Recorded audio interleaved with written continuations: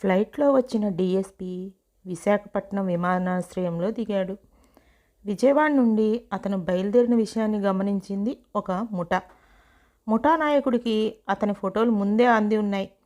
వాడు విశాఖపట్నం ముందు రోజే వచ్చున్నాడు. డీఎస్పీ ఫోటోలను వాట్సాప్ ద్వారా విశాఖపట్నంలో ముఠా మనుషులందరికీ పంపించున్నాడు. విమానాశ్రయం కార్ పార్కింగ్ ప్లేస్లో 3 అద్దె కార్లు మీ సేవకు సిద్ధం అన్న తీరులో ఉన్నాయి. Sir, for your service sir. తల మీద టోపీని గౌరవంగా తీసన్నాడు ఓ డ్రైవరు. వాడిని పరిశీలనగా చూశాడు డీఎస్పీ. ముందుకు కదిలిపోయాడు. ఆ వెనుకున్న మరో కారు డ్రైవరు, సార్ ట్యాక్సీ కావాలా అని అడిగాడు. వాడిని అనుమానంగానే చూస్తూ ముందుకు కదిలిపోయాడు.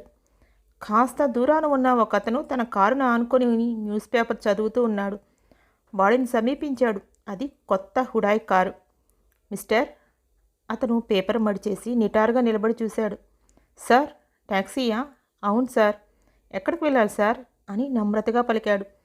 పార్వతీపురం దగ్గర రామాపురానికి. తప్పకుండా సార్. డ్రాపింగ్ చేయమంటారా లేక రాను పోను బుక్ చేసుకుంటారా అని అడిగాడు. డీఎస్పీ కాసేపు మౌనం వహించి అన్నాడు, డ్రాపింగ్. ఓకే సార్, రండి అంటూ కారు వెనక డోర్ తీసి పట్టుకున్నాడు. డీఎస్పీ తన చేతిలోని సూట్ కేసును డ్రైవర్కు అందించాడు. డీఎస్పీ సీట్లో కూర్చోగానే డోర్ వేశాడు. అవతలి పక్క డోర్ తెరిచి సూట్ కేసును డీఎస్పీ పక్కనే పెట్టాడు. ఆ డోర్ వేసి తన సీట్లోకి వెళ్ళి కార్ స్టార్ట్ చేశాడు. నీ పేరేంటి? శంకర్ సార్. సొంత బండా? కాదు సార్, ఓ ఓనర్ గారిది. ఎవరైనా? కేజే రావు గారిది సార్.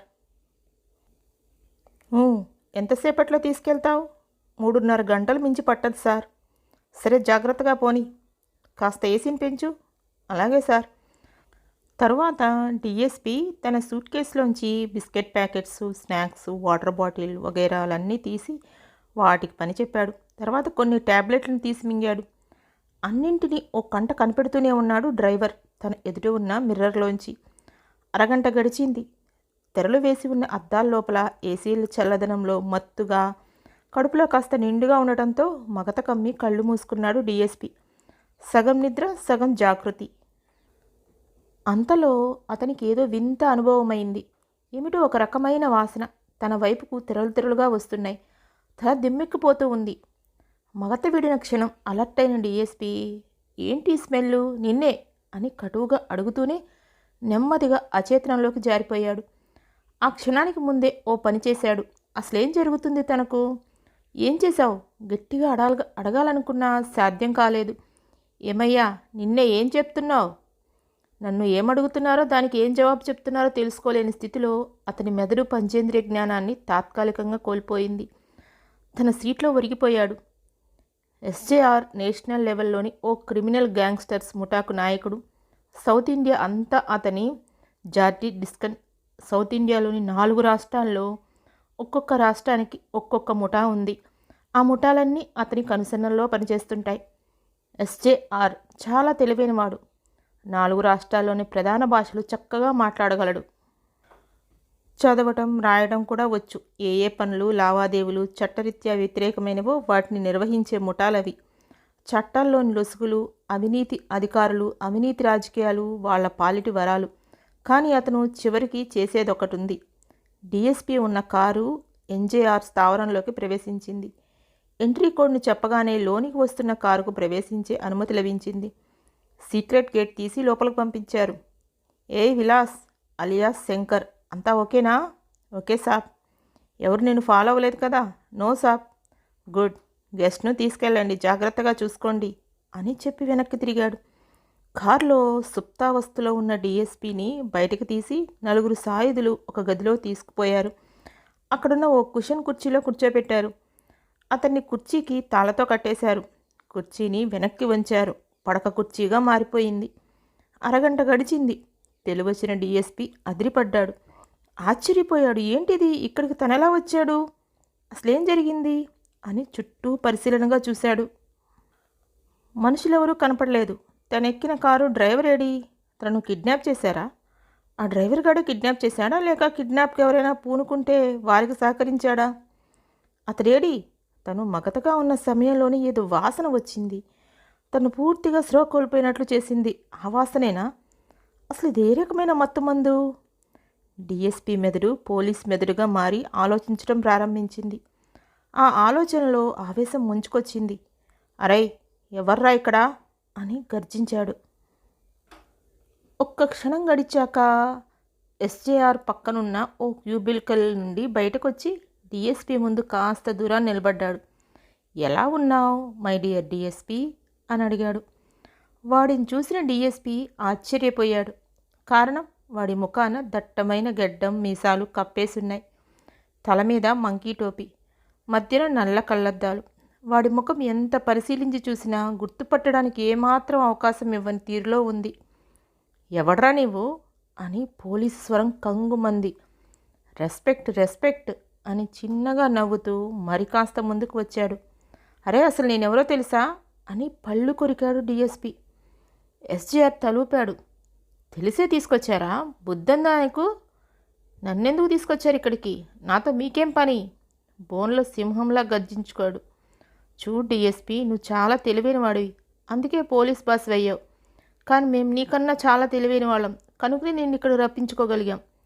ఎయిర్పోర్ట్లో నీకోసం 3 కార్లు సిద్ధం చేసి పెట్టాం.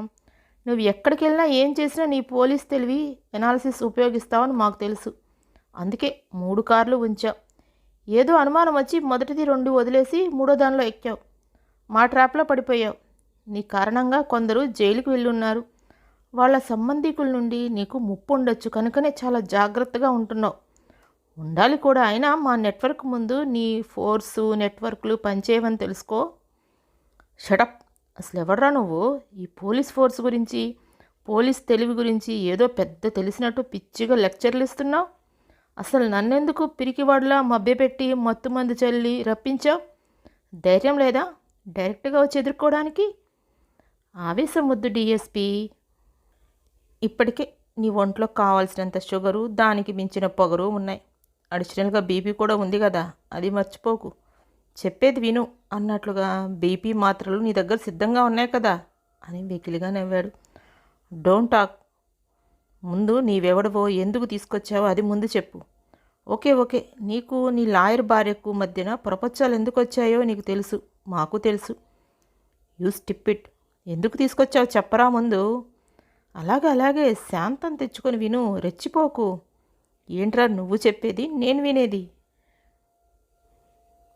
వింటేనే అన్నీ అర్థమవుతాయి. గుంటూరు జిల్లాలో మీ మామగారు మొదట నీకు ఇస్తానన్న 10 ఎకరాల ల్యాండ్ భూమిని నీకు ఇవ్వలేదు. నీ భార్య నీకు వ్యతిరేకంగా చెప్పిన కారణంగా మనసు మార్చుకుని ఆ భూమిని కేవలం నీ శ్రీమతి పేరునే రాసిచ్చి చనిపోయాడు. నీవు డిఎస్పీ అయ్యాక కొన్నాళ్లకు నీ యుగో చాలా పెరిగిపోయింది. ఆ భూమిని తిరిగి నీ పేరుని రాయమంటే రాయనని మొండికేసింది నీ భార్య. ఆ తర్వాత ఏవేవో చిన్న కారణాల వల్ల మీ మధ్య సంబంధాలు చెడిపోయాయి. తర్వాత ఇద్దరూ లీగల్గా కాకుండా మెంటల్గా, ఫిజికల్గా దాదాపు 15 ఏళ్ళ నుండి వేరువేరుగా బతుకుతున్నారు. ఆ రోజుల్లో అంటే మీకు పెళ్ళైన కొత్తల్లో ఎకరం 10,000 కూడా చెయ్యని ఆ బంజరు భూమి ఇప్పుడు రాజధాని పుణ్యమా అని మొత్తంగా 10.5 కోట్లు పైమాటగా ఉంది. అంటే ఆ భూమి సొంతదారులు కోటీశ్వరుల కిందే లెక్క. అయితే మేము ఆ డబ్బు కోసం ఆశపడటం లేదు. డిఎస్పీ ఆశ్చర్యపోయాడు. మరొక విషయం విను. మీ అమ్మాయికి ఓ అమెరికన్ బిజినెస్ లావాకిచ్చి పెళ్లి చేయాలని నీ శ్రీమతి ప్రయత్నము, ఓ పొలిటీషియన్ కొడుకిచ్చి చేయాలని నీ ప్రయత్నము బెడిసికొట్టాయి. ఇప్పుడు మీ అమ్మాయి మీ దగ్గర నుండి వెళ్ళిపోయింది. ఎందుకో తెలుసు కదా. మీ అమ్మాయి లావణ్య ఏరుకోరి ఓ అందగాడిని, మంచివాడిని సెలెక్ట్ చేసుకుంది. 2 రోజుల్లో ఆ కుర్రాడితో నిశ్చితార్థం ఉందని నీ భార్య నీకు ఫోన్ చేసింది. అందుకేగా ఆ రామపురానికి నీవు బయలుదేరింది. మా పర్సనల్ మ్యాటర్స్ నీకేం పని? నన్ను ఎందుకు ఇక్కడికి తీసుకొచ్చారో చెప్పకుండా ఏదేదో వాగుతావు అని పళ్ళు కొరికాడు. వ్యంగ్యంగా నవ్వాడు ఎస్జేఆర్. ఆ మాత్రం అర్థం చేసుకోలేవా నీ పోలీస్ తెలివితో? నీ గురించి ఎంత గ్రౌండ్ వర్క్ చేస్తున్నామో ముందుగా తెలుసుకుంటావని. తర్వాత మొండికేయకుండా, మొరాయించకుండా మాతో సహకరిస్తావనే చెప్తున్నా. చెప్పనా మరి? సరే, ఏడవరా. అలా అనేటప్పుడు నవ్వుతూ చెప్తే బాగుంటుంది కదా. సరే విను. మొన్నటి వరకు ఆ భూమిని మా పేరునే రాయించుకోవాలనుకున్నాం. మా బ్లాక్ మనీ ఇచ్చి, కానీ ఈలోగా పెద్ద నోట్ల రద్దు వచ్చి పడింది కదా. మా వ్యాపార లావాదేవీలన్నీ చతికిల పడుతున్నాయి. నీవు బ్లాక్ మార్కెట్ వాడివా, హవాలా వాడివా అనే కాదు, ఇంకా చాలా డిజిగ్నేషన్స్ ఉన్నాయి. చెప్పింది విను. ఈ మా డిజిగ్నేషన్ను పరిస్థితి వచ్చిన కారణంగా మీలాంటి వాళ్ళని చేజిక్కించుకొని మీ ద్వారా మా పనులు చక్కబెట్టుకోవాల్సిన పరిస్థితి ఏర్పడింది. ఏమిట్రా నువ్వు అనేది? డిఎస్పి కళ్ళు ఎరిపెక్కాయి తీవ్రంగా.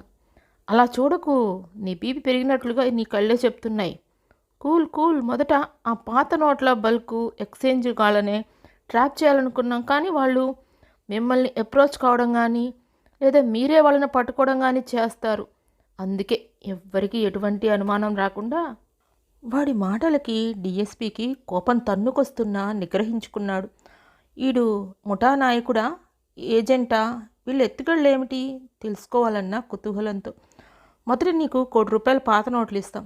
ఆ డబ్బుతో బంగారు గని జ్యువెలరీస్కి వెళ్ళి వాళ్ళ దగ్గరికి వెళ్ళి బంగారం వజ్రాల ఆభరణాలు కొనుగోలు చేయి. వాటిలో 80 లక్షల వరకు మాకు అందజేయి. మిగిలినవి అమ్మాయికి ఇయ్యి. ఏంటి, నీ ₹1,00,00,000 ఎక్స్చేంజ్ కోసం నన్ను కిడ్నాప్ చేసి ఈ నాటకం ఆడాలనుకుంటున్నావా? ఏం డిఎస్పీ నీ పోలీస్ బ్రెయిన్ అంతవరకే ఆలోచించిందా? కేవలం ₹1,00,00,000 అయితే ఎప్పుడూ ఎక్స్చేంజ్ చేసుకోగలిగే వాళ్ళం. మా దగ్గర ఇంకా 400 కోట్ల రూపాయలున్నాయి. ఈ రాష్ట్రంలో 100 కోట్ల ఎక్స్చేంజీ పెట్టుకున్నాం. నీకు మేము ఇవ్వబోయే పాత నోట్లను దాని విలువకు తగ్గ రీతిలో ఎక్స్చేంజ్ చేసి మాకు అప్పగించాలి.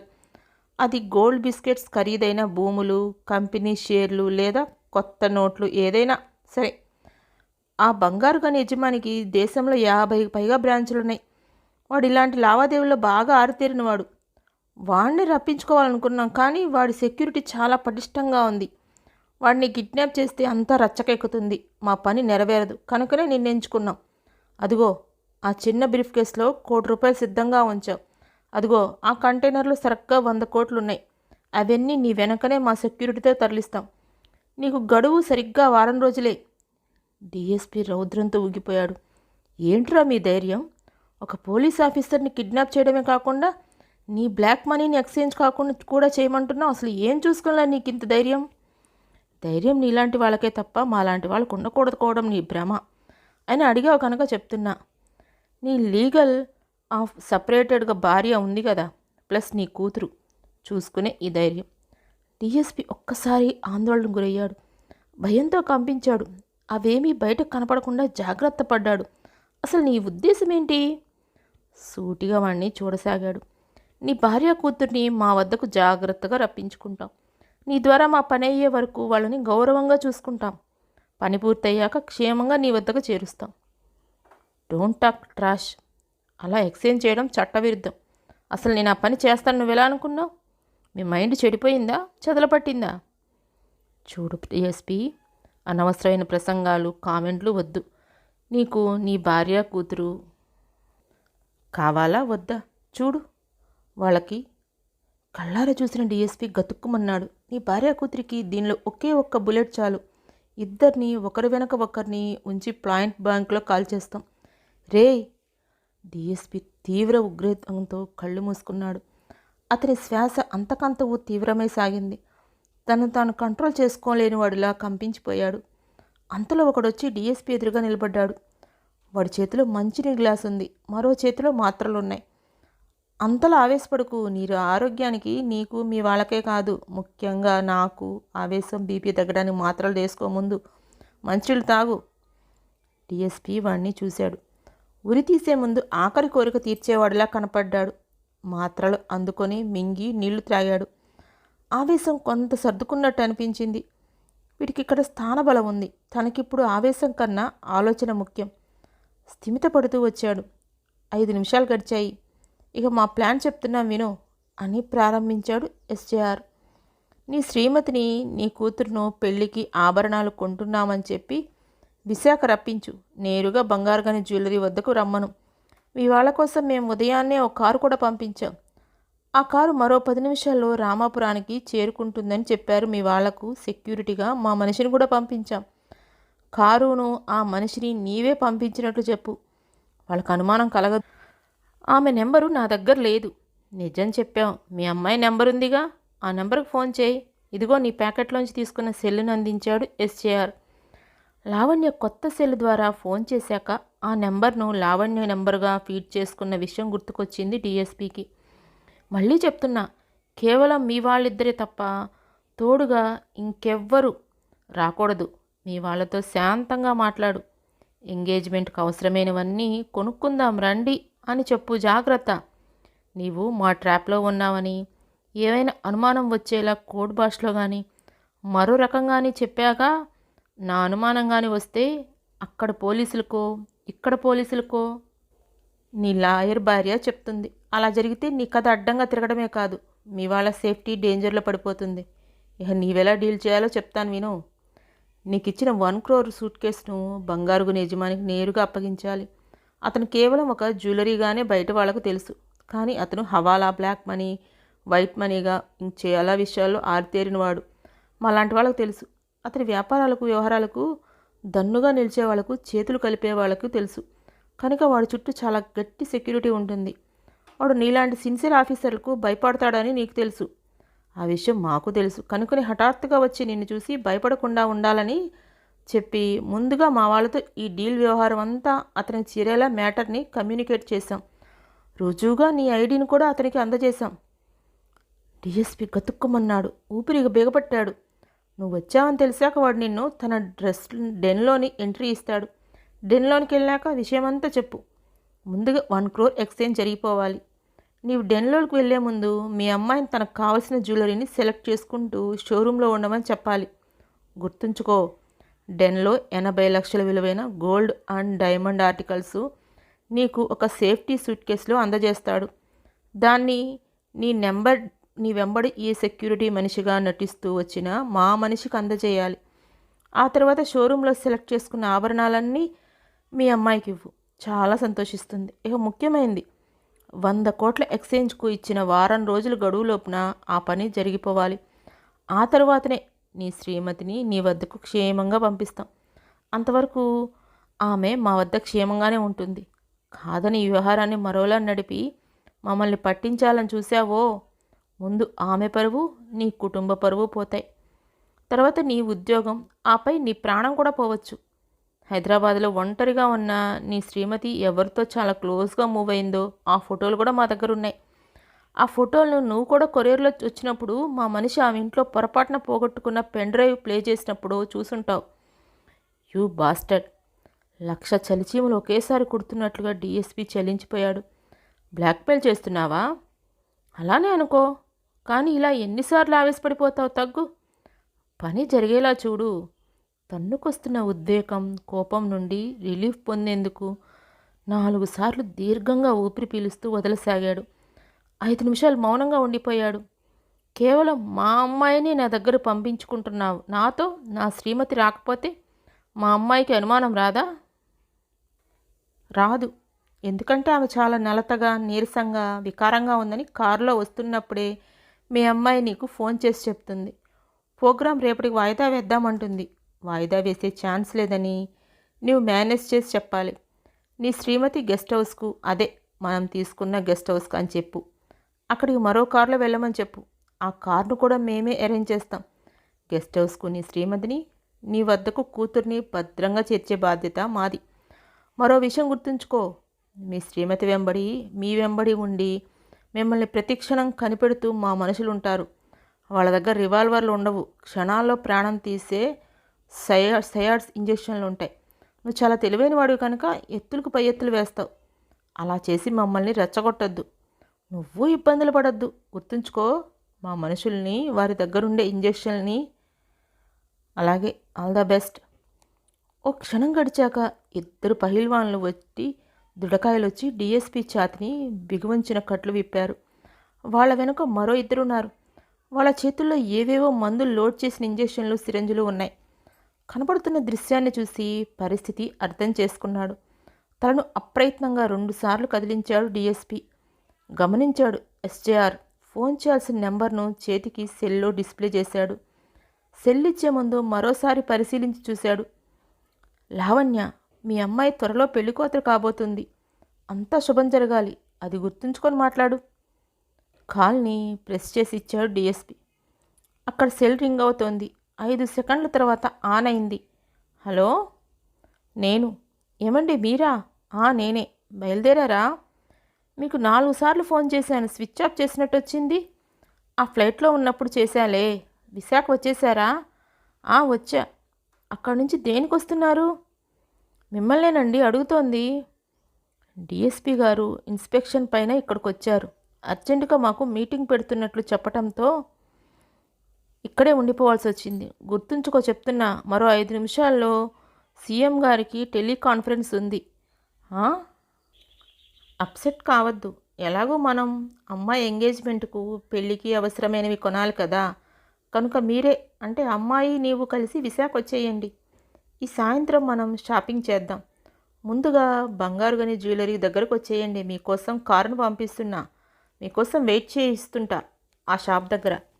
ఏమండి చెప్పు. ఏమనాలో తెలియక మౌనం దాల్చింది. ఎవరమ్మా? అప్పుడే అక్కడికి వచ్చిన లావణ్య అడిగింది. మీ నాన్నగారు. ఆ నాన్న బయలుదేరారా? కళ్ళెగరేస్తూ అంది.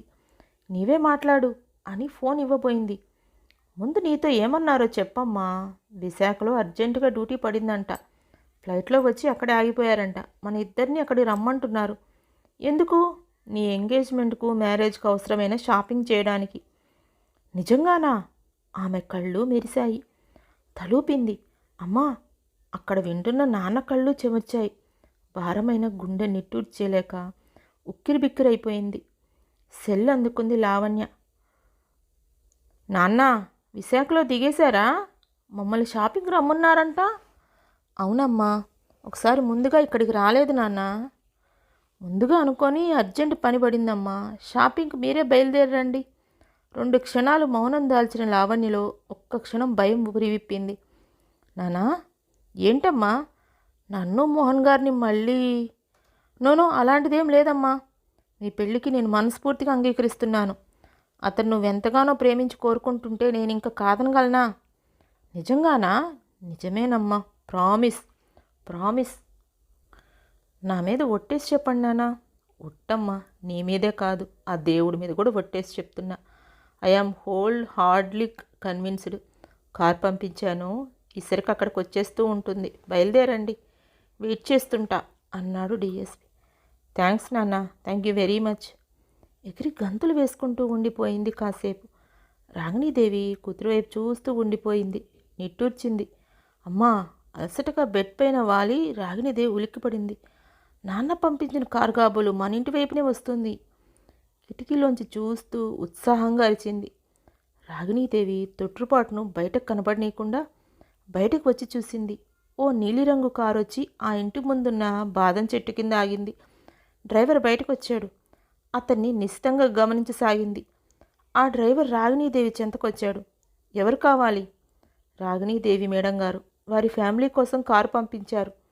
ఎవరు పంపించారు? డిఎస్పి గారు మేడం. ఏ డిఎస్పి గారు? పేరు. అంతలో ఆ కారులో నుండి మరో వ్యక్తి దిగి అక్కడికొచ్చాడు. మీరెవరు? కానిస్టేబుల్ని మేడం. మఫ్టీలో వచ్చా. మీ సెక్యూరిటీ కోసం పంపించారు. మీ పేరు? పైడిరాజు. మీ ఐడి చూపిస్తారా ప్లీజ్?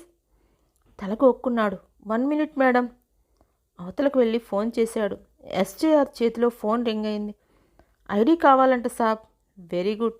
ఎంతైనా పోలీస్ అధికారి భార్య కదా, పైగా లాయరు. చిన్నగా నవ్వాడు డిఎస్పి కేసు చూస్తూ. సరే చెప్పు, కాసేపు లైవ్లో ఉండు అంటూ డిఎస్పి సమీపించాడు. విషయం చెప్పాడు.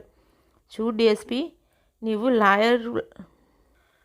లయన్ లాంటి మనిషివి. నీవు మమ్మల్ని ఇలా ఇన్సల్టింగ్గా ట్రీట్ చేస్తూ మాట్లాడినా నిన్ను లయన్గానే గౌరవిస్తాం. కోర్స్ మా పని అయ్యేదాకా. ఓకే. అక్కడ శ్రీమతిని సెక్యూరిటీ మనిషిని, అదే మా వాడిని ఐడి అడుగుతున్నారంట. నువ్వు మేనేజ్ చేసి ఆమెతో చెప్పు. ఆ ఒక్క విషయం, ఇందాక నిన్ను లయన్ అన్నాను కదా, ఆ లయన్ అతని పాస్వర్డ్ అని చెప్పు. నేను ముందు వాడికి చెప్తాను. నీవు ఆ విషయం ఆమెకు చెప్పు అని డిఎస్పి కళ్ళల్లోకి చూస్తూ దగ్గరకొచ్చి సెల్ అందించాడు. 2 నిమిషాల పిదప రాగిణీదేవి చేతిలోని సెల్ రింగ్ అయింది. ఆన్ చేసింది. ఆ సెక్యూరిటీ మనిషి మావాడే, క్రైమ్ బ్రాంచ్ మనిషి.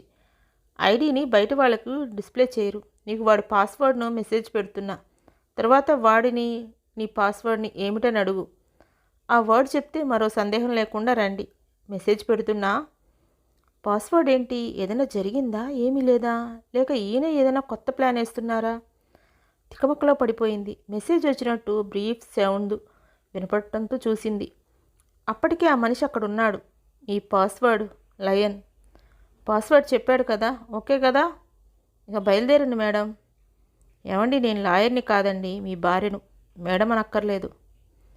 సారీ రాగిణీదేవి గారు, తొందరగా బయలుదేరండి. ఏం మాట్లాడుతున్నాను అని అందరూ నా వైపే చూస్తున్నారు.